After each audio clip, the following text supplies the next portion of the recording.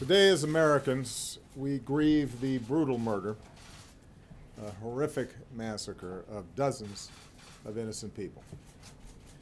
We pray for their families who are grasping for answers with broken hearts. We stand with the people of Orlando who have endured a terrible attack on their city.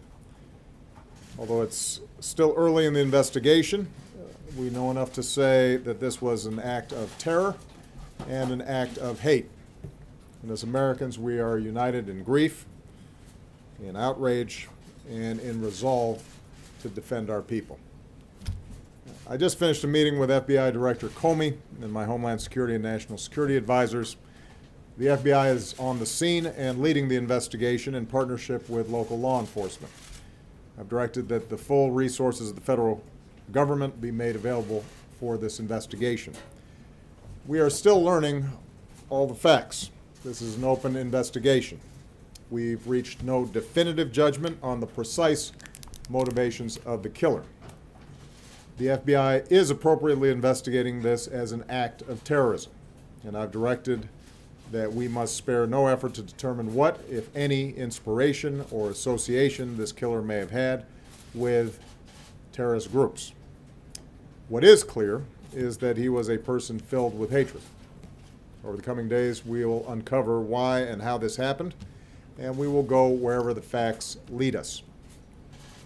This morning I spoke with my good friend Orlando Mayor Buddy Dyer, and I conveyed to him the deepest condolences of the American people.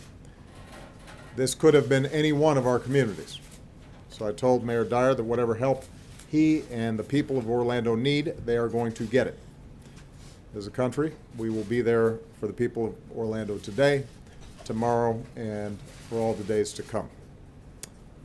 We also express our profound gratitude to all the police and first responders who rushed to harm's way.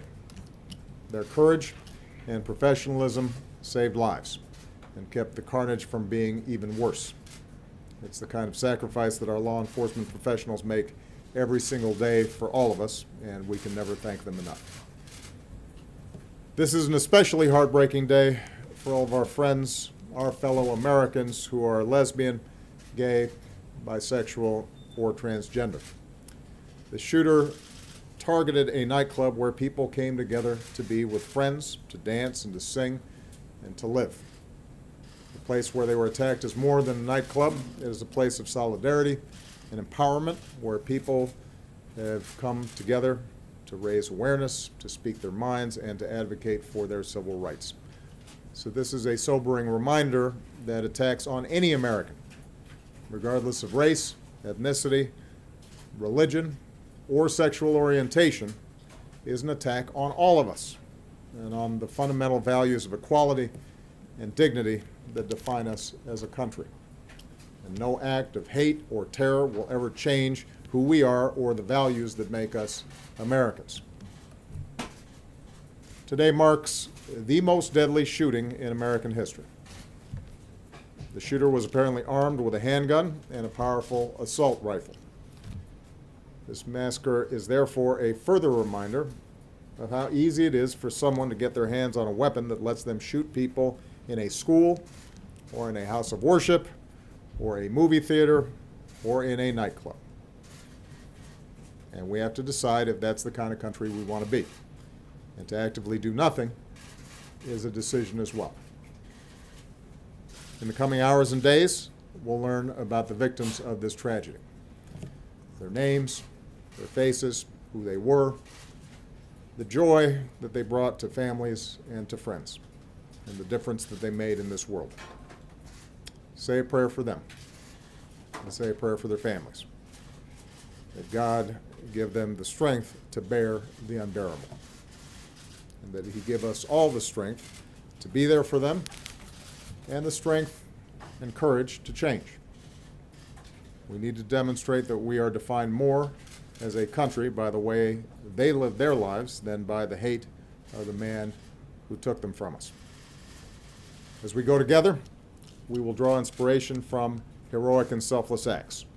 Friends who helped friends, took care of each other, and saved lives. In the face of hate and violence, we will love one another.